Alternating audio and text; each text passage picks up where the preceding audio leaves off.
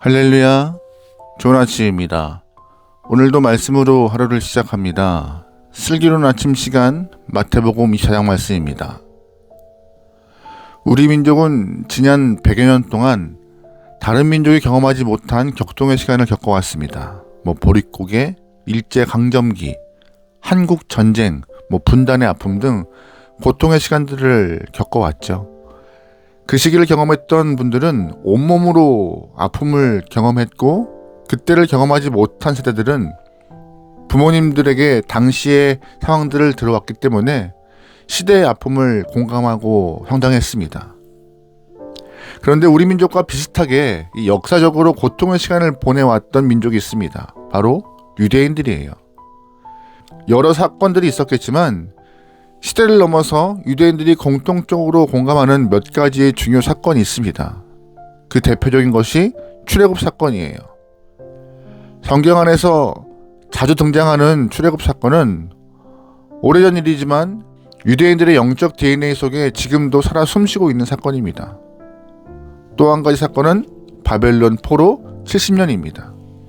성전이 불타고 나라를 잃고 바벨론으로 끌려가서 포로 살았던 그 70년의 시간을 그들은 모두 뼛속 깊이 기억하고 있습니다. 이렇게 유대인들을 하나로 묶어주는 이 모티브적인 이야기들이 여러 가지 있는데, 오늘 본문에서 예수님이 한 가지를 더 말씀하세요. 그것은 무엇이냐? 바로 노아의 때입니다. 오늘 마태복음 24장 말씀은 종말이 가까워 올 때 일어나는 징조를 말하고 있는데, 사실 내용이 좀 길어요. 하지만 오늘 본문을 한마디로 말하면 종말의 때는 노아의 때와 같다라고 주님은 말씀하십니다. 30절 말씀입니다. 노아의 때와 같이 인자의 임함도 그러하리라. 아멘.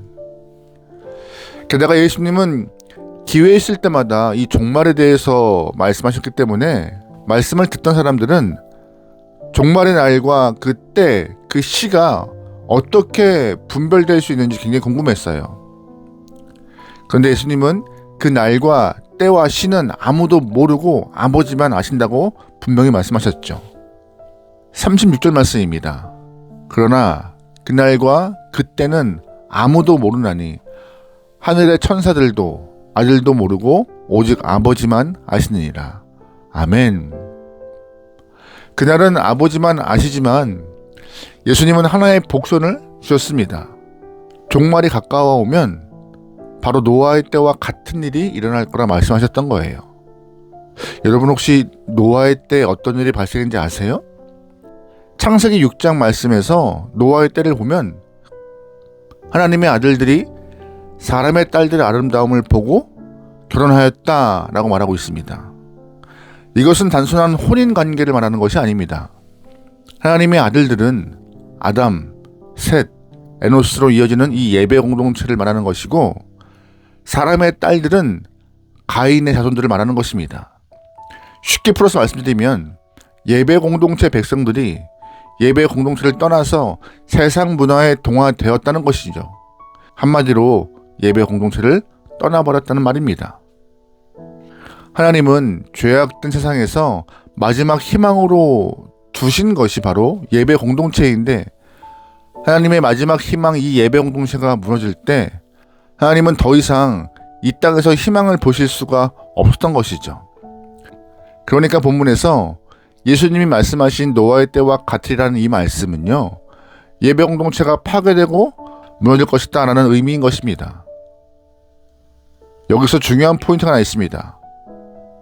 예배 공동체가 무너지는 것은 누구의 핍박에 의해서가 아니라는 것이죠.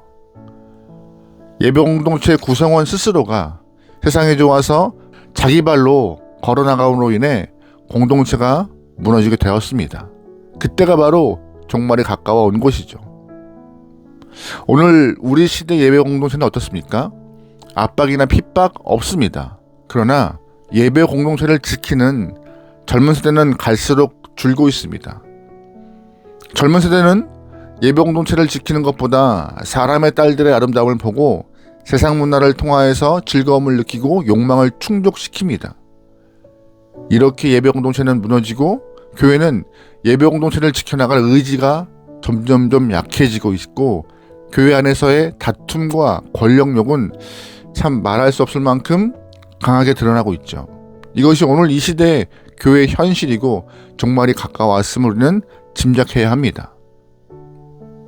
그런데 이 예수님이 말씀하시는 노아의 때를 보면은요, 하나님의 심판이 즉각적으로 일어나지 않음을 알 수 있어요. 창세기에서도 하나님의 아들들이 사람의 딸들의 아름다움을 보고 예배 공동체를 떠났지만 바로 심판하지 않으십니다. 하나님은 120년 동안이라는 유예기간을 주셨어요. 왜 120년을 주셨을까요? 노아에게 방주 만들라고요. 방주를 짓는 시간이 120년 걸렸고 그 기간 동안 회개할 수 있는 시간을 허락하신 것입니다. 돌아오라고요. 인간을 향한 하나님의 사랑은 오래 참고 인내하고 기다림으로 나타납니다. 종말의 때가 다가온다고 해서 하나님은 즉각 심판의 칼을 뽑지 않으세요. 이것은 오늘 우리에게도 마찬가지입니다. 하나님은 오래 참고 기다리시지만 마지막 시간과 심판의 때는 분명히 있습니다. 노아 시대의 사람들은 하나님의 기다림을 헛되이 보냈어요. 38절입니다. 홍수 전에 노아가 방주에 들어가던 날까지 사람들이 먹고 마시고 장가 들고 시집가고 있으면서 홍수가 나서 그들을 다 멸하기까지 깨닫지 못하였으니 인자의 임함도 이와 같으리라. 아멘. 하나님은 분명히 카운트다운을 하고 계셨지만 사람들은 홍수 심판과 상관없이 장가만 가고 시가는 일에만 노력을 다했다는 것이죠. 하나님은 일부러 그래서 노아에게 산 꼭대기에 방주를 지으라 말씀하셨어요. 왜 산 꼭대기에 방주를 만들어요? 다 보라고요. 방주를 보고 돌아오라고요. 그럼에도 불구하고 사람들은 이 눈에 보이는 방주를 애써 무시하고 120년 동안 방탕하고 시집 장가가는 일에만 열중했습니다. 그 결과 홍수 심판을 피하지 못했죠. 이것이 우리의 미련함입니다. 인간의 미련함이에요. 그래서 여러분, 교회 공동체는 노아의 때에 대해서 민감해야 합니다. 민감해야 살아남을 수 있고, 민감해야 돌아올 수 있고, 민감해야 생명 얻을 수 있습니다.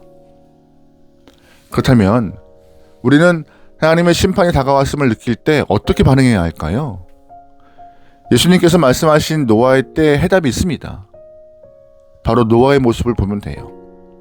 노아는요, 하나님과 동행했기에 당대의 의인이라 평가받았던 인물입니다. 다시 말해 노아는 하나님과 동행했고 하나님 말씀을 신뢰하여 의지하였고 세상 풍조에 휩쓸리지 않았고 예배 공동체를 지켜왔습니다.